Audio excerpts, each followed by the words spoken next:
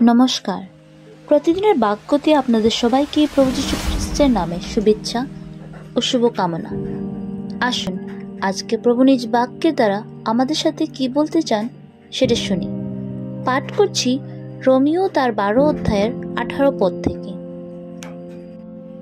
যদি সাধ্য হয় তোমাদের যত দূর হাত থাকে মনুষ্যর মধ্যে সাহিত শান্তিতে থাকো।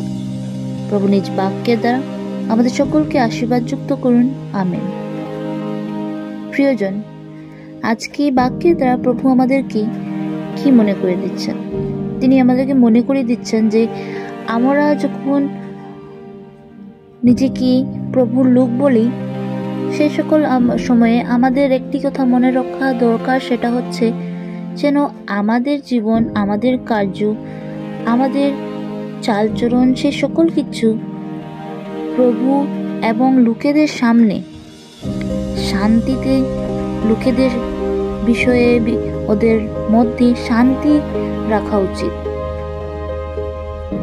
আজকে এই প্রশ্ন আপনার কাছে আর আমার কাছে আছে, সেটা হচ্ছে আমরা যে জায়গাতে থাকি, যে স্থানে থাকি, সেই স্থানে আমাদের উপস্থিতি সেই জায়গাকে শান্ত করে নাকি ক্লান্ত করে।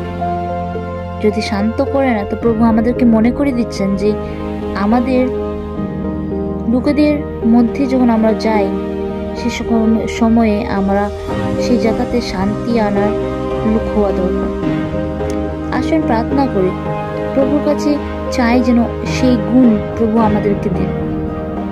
সর্বশক্তিমান দয়ালু পিতা, তোমার চঞ্চল আসে বসে প্রভু ধন্যবাদ দিই এই বাক্যের দ্বারা আর একবার আমাদেরকে মনে করাবার জন্য যে আমাদের জীবন, আমাদের কার্য লোকেদের জীবনে কত শান্তি আনার, শান্তিতে থাকার আমাদের দরকার। প্রভু কিন্তু আমাদেরকে সাহায্য করো যেন আমরা সেই লোক হতে পারি যে শান্তি আনে, যে নিজের সোসাইটিতে একটি পিস আনার লোক হতে পারি আমরা।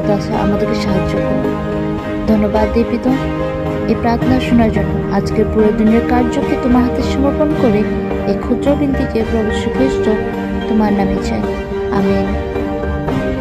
আপনাদের সবার দিন শুভ হোক। নমস্কার।